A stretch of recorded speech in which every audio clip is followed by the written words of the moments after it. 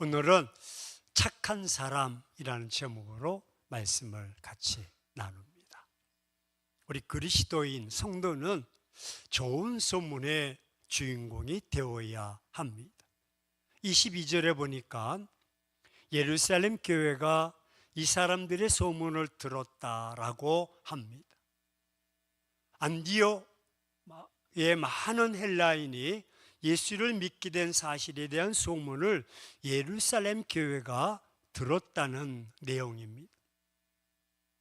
가이사르 암살 주모자로 유명했던 공화정의 말기 로마 정치인이 있었습니다. 그의 이름은 브루투스입니다. 그가 말하기를 인간 사이에서 소문보다 빠른 것은 없다라고 말했습니다. 고대 그리스도의 희극의 작가 메란드로스도 이렇게 말합니다. 남의 일에 대해서 짓거리는 것만큼 통쾌한 것은 없다. 우리 옆 사람에게 안 그렇소?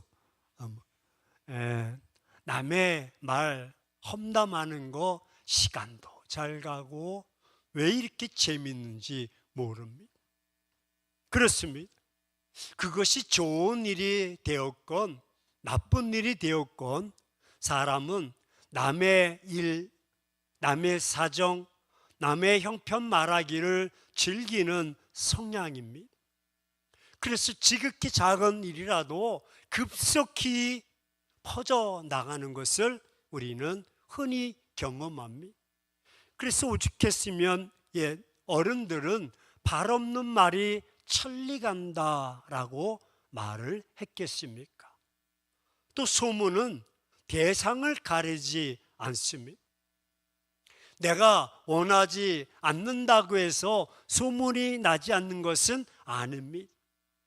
아무리 선한 사람이라도 조용한 사람이라도 소문은 나게 되어 있습니다. 특히 우리와 같은 성도는 세상에서 소문나기 가장 좋은 대상입니다. 왜냐하면 하나님께서 말세에 미말에 우리를 세상 사람에게 마치 구경거리로 주셨기 때문입니다. 세상 사람들은 그래서 우리를 주목합니다. 이는 관객을 모셔놓고 사는 운동선수나 유명 가수와 같은 존재입니다. 인간의 삶은 사람들에게 보여주는 삶입니다. 소문이 안 날래야 안 날 수가 없습니다. 그러면 어떤 소문이 나야 하겠습니까? 좋은 소문이 나야 합니다. 로마 교회 성도들은 얼마나 믿음이 좋은지 너의 믿음이 온 세상에 전파될지다 라고 말합니다. 또 예루살렘 교회 성도들은 온 백성에게 칭송을 받았다고 말해주고 있습니다. 여러분, 예수님을 보십시오. 공생의 시작부터 예수님은 당신이 메시아라는 사실을 굳이 숨기시려고 했습니다. 그 이유가 무엇입니까? 그것은 십자가에 달리시기 전에 알려지면 사람들의 오해를 사기 충분했기 때문입니다. 또 그래야 공생애를 통한 당신의 목적 또한 온전히 달성할 수 있기 때문에 숨기시려고 했습니다. 그러나 결과는 항상 무엇입니까? 늘 소문이 퍼져 나갔습니다. 인산인해를 이뤘습니다. 하지만 나쁜 소문은 아닙니다. 예수님의 능력과 권능과 위대함이 두루 퍼져 나갔고 예수님의 그 사랑이 두루 퍼져 나갔습니다. 반면에 고린도 교회 성도들은 분쟁이 있다는 소문이 퍼져 나갔습니다. 그래서 사도 바울의 마음을 아프기도 했습니다. 구약의 엘리 제사장의 두 아들 옴니와 비느하스 역시 악행으로 소문이 났습니다. 그 결과 그들은 전쟁에서 허망하게 죽게 되었던 것입니다. 그러므로 어쩔 수 없이 소문에 시달리게 되어 있다면 우리는 좋은 소문의 주인공이 되어야 합니다. 오늘 본문의 사람들도 좋은 소문의 주인공이 되지 않았습니까? 그들의 일은 여러분 예루살렘 교회에 큰 기쁨이 되었다고 말합니다.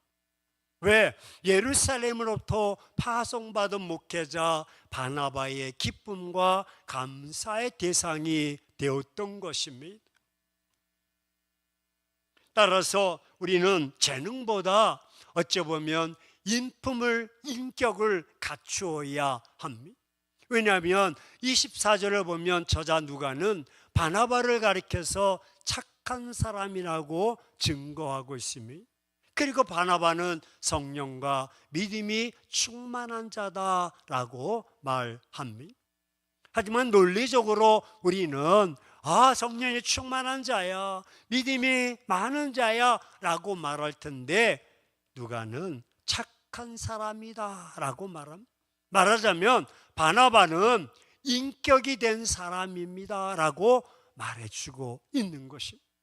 어쩌면 성령이 충만한 사람보다, 믿음이 많은 사람보다 착한 사람, 인격이 되어 있는 사람이 우선이라는 것입니다. 그는 이방인들이 하나님의 구원 안으로 들어오는 것을 아무런 편견 없이 받아들일 정도로 바나바는 인격이 된 사람입니다. 그렇다면 여기서 바나바의 성품에 대해서 우리가 살펴보아야 합니다. 그가 어떤 삶을 살았기에 이렇게 착한 사람으로 인정을 받았을까요?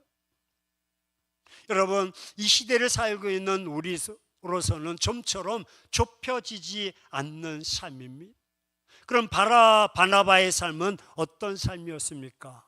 바로 그의 삶은 두 가지로 엿볼 수가 있습니다.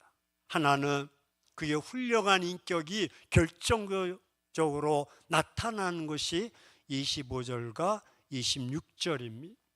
24절에 바나바를 착한 사람이라고 칭찬합니다. 세상에서는 어떤 사람을 보고 착한 사람이라고 말합니까?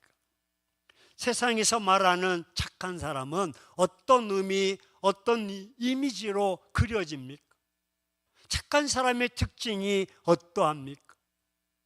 국어 사전에서는요, 착한 사람을 마음이 곱고 어질다라고 정의해 놓고 있습니다.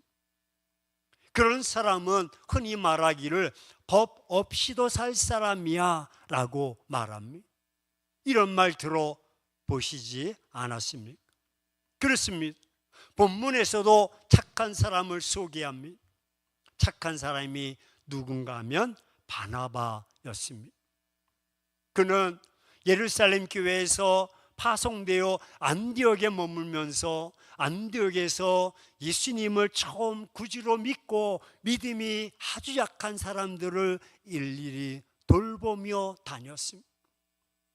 바나바는 어떻게 믿음이 약한 성도들을 돌보았기에 착한 사람이라는 칭송을 받게 되었을까? 한번 살펴봅시다. 안디옥 교회 성도들은 이전에 스데반 순교 사건을 통해서 핍박을 받게 된 기독교인들이 사방으로 흩어지게 되었습니다. 그때 그 흩어진 사람들에 의해 복음을 받아들인 아직 연약한 믿음의 사람들입니다. 말씀에 대해서 잘 모르고 예수님에 대해서 잘 모르고, 그때 그 흩어진 사람 중에 빌립은 사마리아로 가서 복음을 전했고, 그러자 수많은 사람들이 예수님을 믿게 되었습니다. 그리고 예루살렘 교회는 베드로와 요한을 파송해서 그들을 돌보도록 했습니다. 안디옥에도 그때 흩어진 구브로와 구레네 사람 위에서 수많은 헬라인들이 복음을 받아들이게 되었습니다. 하지만 그 수가 매우 많아 그들을 잘 보살필 지도자가 필요했습니다. 예루살렘 교회에서는 구브로가 고향인 바나바를 안디옥의 지도자로 보내게 된 것입니다. 안디옥은 로마 제국에서 여러분, 로마의 알렉산드리아 다음으로 큰 도시입니다. 인구는 약 50만 정도였습니다.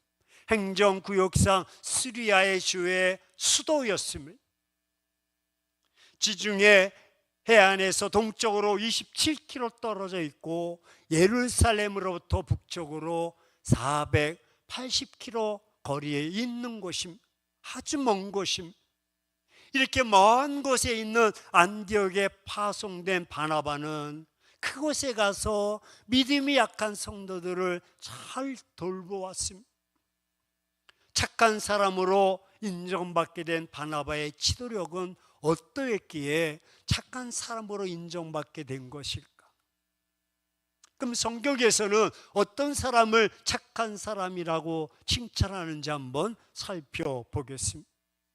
착한 사람이란 하나님께서 맡기신 일을 하나님의 일인 줄 알아 최선을 다하는 사람을 착한 사람이라고 말하고 있습니다. 바나바가 바로 그런 사람이었습니다. 바나바는 그 먼 거리 480km 떨어져 있는 안디옥에 와서 믿음이 아주 연약한 성도들 향해서 돌보며 최선을 다했습니다. 보십시오. 처음 믿음을 갖게 된 사람들은요, 여러 가지 시험을 만나기가 쉽습니다. 조금 올라섰다가도 푹 꺼지고, 좀 된 듯 하다가 또 가라앉고, 나온 듯 하다가 또 안 나오고, 여러 가지 시험을 만납니다. 지금도 그렇지만 그 당시의 형편은 더욱 그러했습니다. 주위 사람들의 핍박이나 생활의 어려운 문제로 인해서 믿음의 시련을 당하기 때문에 그렇습니다. 직장 때문에, 불신자들 때문에. 바나바는 이와 같은 환경에 노출되어 있는 사람들을 일일이 찾아다니면서 권면합니다. 예수 그리스도 안에서 분명한 목적과 계획을 세우고 흔들리지 않는 신앙으로 주님만을 따르도록 그들을 일깨워주고 결단을 시켰습니다. 이렇게 훌륭한 인격으로 사역을 잘 감당했던 것입니다. 이로써 그를 착한 사람으로 불러주었고 착한 사람으로 인정받게 되었던 것입니다. 그리고 두 번째, 바나바는 함께 팀 사역을 잘했습니다. 바나바는 그큰 하나님의 일을 홀로 하지 않았습니다. 안디옥 교회의 규모에 따라서 자신 혼자서는 감당하기 어려운 줄 알아서 동력자를 모셔왔습니다. 그래서 바나바는 고향 다소로 가 있던 바울을 찾아갔던 것입니다. 그리고 자기가 목회하는 안디옥 교회로 초청해서 바울과 함께 협력했습니다. 어찌 보면 교회 역사상 최초의 팀 목회를 한 이들을 꼽으라면 아마도 바나바와 바울이라고 말할 수가 있을 것입니다. 하지만 저는 냉정하게 생각해 보았습니다. 어떻게 당시 바울이 바나바와 비교될 수 있었겠습니까? 바울은 회심한 지 얼마 안 된 마치 초신자에 불과했습니다. 반면 바나바는 초대교회의 핵심 인물이었습니다. 지도자였습니다. 안디옥 교회 소식을 들었을 때 예루살렘 교회가 그 교회 목회자로 파송할 만큼 성도들로부터 인정받는 인물이 바나바였습니다. 따라서 인간적으로 볼 때 두 사람 간의 팀 목회가 가당키나 한 일입니까? 그런데도 바나바는 직접 바울을 찾아갔습니다. 그리고는 그를 자기가 담임하는 교회 목회자로 초빙을 한 것입니다. 그리고 이렇게 해서 바울은 박해자의 모든 멍에를 벗게 되는 계기가 되었고 교회의 위대한 사도의 길을 걸어갈 수 있는 계기가 되었던 것입니다. 아무리 바울이 위대한 사도를 할지라도 사실은 어려운 간기였습니다.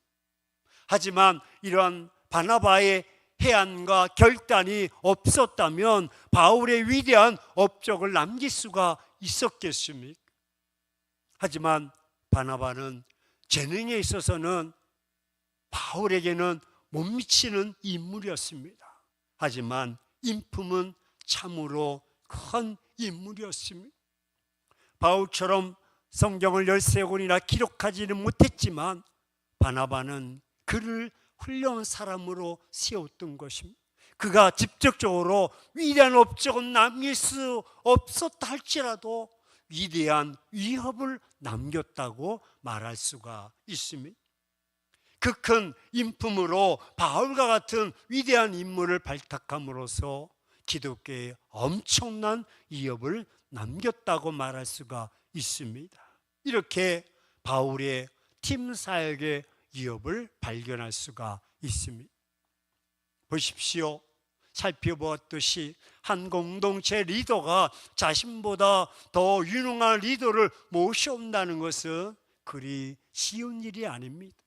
그것은 자기의 자리를 그에게 내어주겠다는 뜻이기 때문입니다. 그래서 그는 바울을 찾는 일에 신중을 다했고, 다스에 가서 바울을 찾았다는 것은 어디에 있는 줄 알아 바로 가서 모셔온 것이 아닙니다. 바울이 어디에 머물러 있는지 알지 못하기에 수소문 끝에 샅샅이 뒤져서 찾아낸 것입니다. 그의 하나님의 일에 대한 부지런함을 주밀했던 것입니다. 그리고 바나바와 바울은 함께 1년 동안 사역을 하면서 다투지도 않았습니다. 능력이 있는 두 사역자가 한 현장에서 함께 연합한다는 것은 그리 쉽지 않은 일입니다. 하지만 그들은 착한 사람이었기 때문에 이 일이 가능했습니다. 여러분, 착한 사람이라 자신에게 주어진 사역을 당연히 여기는 것이고, 그리고 하나님의 일인 줄 알기 때문에 그 목적과 목표가 같고 그 뜻을 이루는 데에 합력하는 것을 당연하게 여깁니다. 그래서 거긴 시기, 질투, 분열이란 있을 수가 없는 것입니다. 그렇습니다. 이렇게 하나님의 일은 반드시 재능만으로 일을 하는 것은 아닙니다. 그 인격으로 사람에게 가마를 주어 사람으로 변모시키는 것도 참으로 위대한 일이 아닐 수가 없는 것입니다. 아니, 어떤 면에서 그것은 뛰어난 재능으로 위대한 업적을 남기는 것 이상으로 위대한 업적이라고 말할 수가 있습니다. 그래서 독일의 대문호 게테는 이렇게 말합니다. 인간은 미칠 수 있는 모든 영향을 그의 인격의 힘으로 남에게 미치는 것이다. 즉, 내가 가진 인격의 모든 것으로 남에게 전달해 주는 것이 인격자라는 것입니다. 독일의 서정시인 하이네거는 이렇게 말합니다. 재능이 없어도 되지만 인격은 갖추지 않으면 안 된다. 한번 따라서 고백합시다. 우리 옆 사람에게 재능은 없어도 돼. 근데 인격 좀 갖춰. 재능은 좀 없어도 됩니다. 하지만 인격은 꼭 갖춰야 된다. 하이네거가 정리해 주고 있는 것입니다. 사랑하는 행복한 교회 성도 여러분, 그렇다면 오늘날 성도들의 모습은 어떻습니까? 큰 인격의 사람이 되려고 하기보다는 재능 있는 사람이 되려고 하진 않습니까? 높은 직분의 사람이 되려고 하지는 않습니다. 모든 관심과 믿음의 초점을 다 거기에 맞추고 있지는 않습니다. 그렇습니다. 애굽 왕궁에서 모든 학문과 무술을 다 배운 모세도 마찬가지 재능에만 힘썼습니다. 하지만 강야 40년의 그 훈련을 거쳐서 이제 위대한 인격자로 거듭난 후에야 하나님의 위대한 사역을 감당할 수가 있었던 것입니다. 혈기 있었던 40년이 아니라 꺾이고 다듬어지고 깎이고, 할렐루야, 인격자로. 그러므로 재능 있는 사람보다는 인격이 큰 사람으로 거듭난 사람이 되어야 합니다. 그들의 수고는 고스란히 안디옥 교회 성작으로 나타났고, 그래서 이렇게 호칭받게 되었던 것입니다. 예, 바나바는 착한 사람이요, 성령과 믿음이 충만했다. 그래서 수많은 사람들이 주님께로 인도되었다라고 말해주고 있습니다. 그들은 가르쳤고 그들의 지자가 된 수많은 사람들이 안디옥에서 마침내 그리스도인이라는 칭호를 듣게 되었던 것입니다. 직분이 아닙니다. 경륜이 아닙니다. 저 사람은 정말 그리스도인이야, 착한 사람이야. 이것이 무엇입니까? 그들은 진실한 그리스도인으로서 신앙이 생활화되었기 때문에 주위의 사람들로부터 인정을 받고 착한 사람으로 인정을 받았던 것입니다. 그렇습니다. 착한 사람이 하는 일에는 하나님의 도우심으로 인해서 선한 열매가 맺어집니다.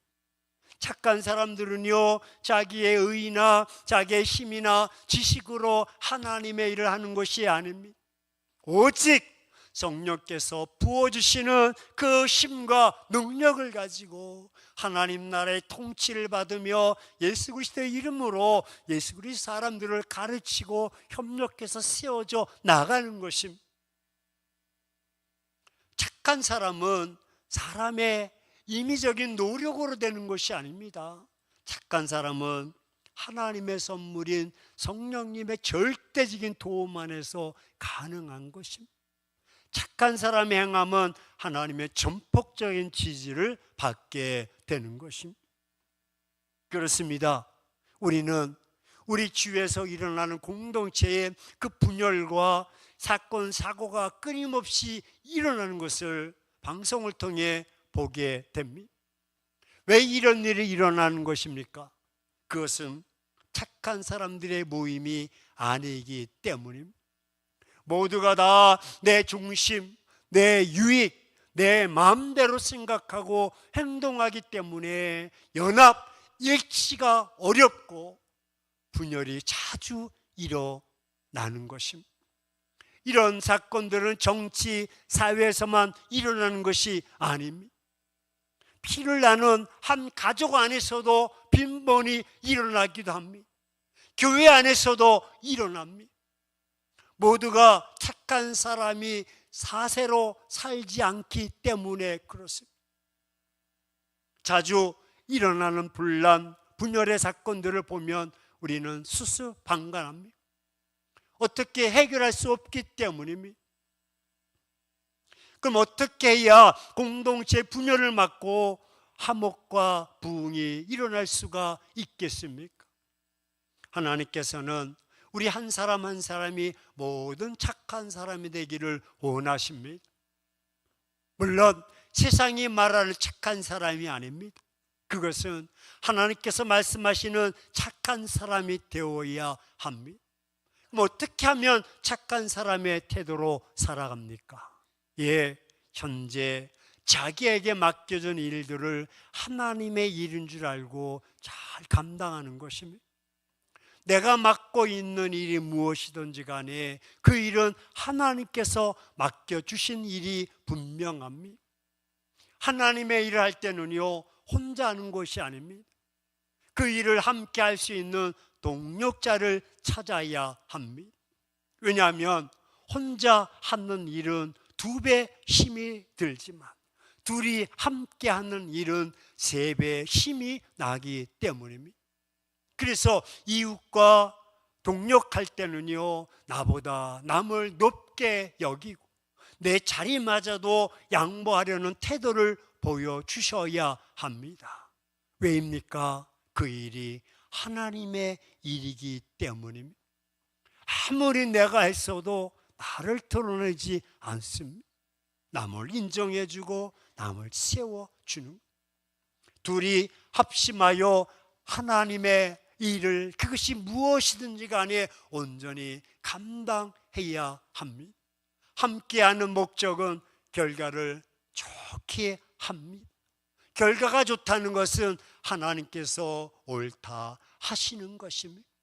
여러분, 하나님께서 옳다 하시면 모든 것이 만사 오케이인 줄로 믿습니다. 이것이 착한 사람들의 태도인 것입니다. 하나님께서 이렇게 착한 사람들이 행하는 일들에 대해서 다 책임져 주십니다. 하나님께서 함께 하시고 책임져 주시기 때문에 결과는 매우 아름답게 맺혀지는 것입니다. 사랑하는 행복한 교회 성도 여러분, 우리는 착한 사람들입니다. 자국 사람에게 안 그렇소? 네, 속으로는 그렇게 생각하지 않지만 목사님이 시키니까 어쩔 수 없이 내가 하긴 한다. 예, 착한 사람. 바나바처럼 성령과 믿음을 충만히 받고 있기 때문에, 왜? 여러분이 착한 사람의 증거인 것은 오늘 이 자리에 와 있기 때문에 그렇습니다. 성령이 너에게 역사하지 않고서 너희가 하나님을 아바 아버지라고 고백할 수가 없습니다.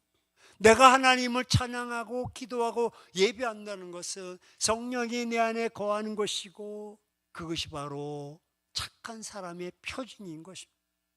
이 자리에 와서 말씀을 듣고 있는 것은 하나님께서 여러분들에게 성령님의 도우심을 허락하셨기 때문인 줄로 믿습니다. 그러므로 주어진 일, 맡겨진 일 할 때에 분명하게 하나님께서 명하신 일인 줄 알고 신중하게 행하셔야 됩니다. 따라서 그 일을 감당할 때에 바나바처럼 손으로 그 일을 감당합시다. 그리고 찾아다니며 발로 그 일을 감당합시다. 온몸으로 그 일을 감당합시다. 하지만 한 가지는 삼가하셔야 됩니다. 그것이 무엇입니까?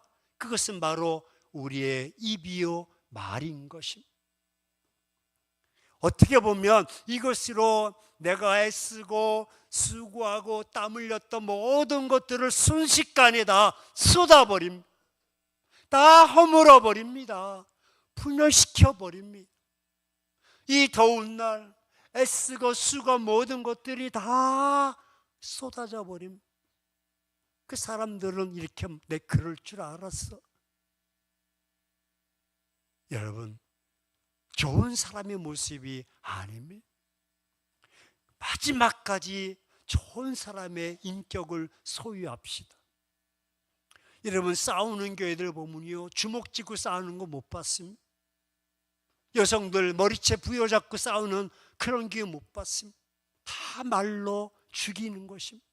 말로 싸우는 것입니다. 부부도 마찬가지입니다. 다 말로 뒷싸움. 말을 삼가셔야 됩니다. 말은 칼보다 무섭습니다. 칼은 찔리면 보름이면 아무입니다. 하지만 말은 그 심령 속에 하대에 꽂혀서 지어지지 않습니다. 우리가 착한 사람이 되기 위해서는 재능은 좀 부족해도 인격으로 말을 삼가셔야 됩니다. 그리고 어떤 일을 하든지 홀로 하려 하지 마십시오. 지금부터 좋은 유능한 힐령한 동력자들과 함께하는 노력을 꼭 하십시오. 왜? 한 겹질은 끊어지지만 두 겹질, 삼 겹질은 능히 감당하기 때문에. 독불장군이 아닙니다. 지금부터 나의 동력자들을 찾아내시길 바랍니다. 바나바는 먼저 헌신화문에서 바울과 같은 좋은 유능한 동력자를 찾아내었던 것입니다. 협력하는 자신을 보고 자신이 어떤 사람인지를 한번 발견해 보십시오. 내 주변에 누가 있는가? 하나님이 옳다 하시는 착한 사람의 자신을 만나 보시기를 주의 이름으로 축원합니다. 그런 마음으로 우리 옆 사람에게 이렇게 결단하며 건면하며 또 한번 축복합시다. 당신을 보니 참 착한 사람입니다. 예. 이제부터 함께 일합시다. 예. 바나바처럼 착한 사람으로 함께 일함으로써 가정이 세워지고 공동체가 세워지고 교회가 세워지는 아름다운 모습이 있기를 주의 이름으로 축복합니다.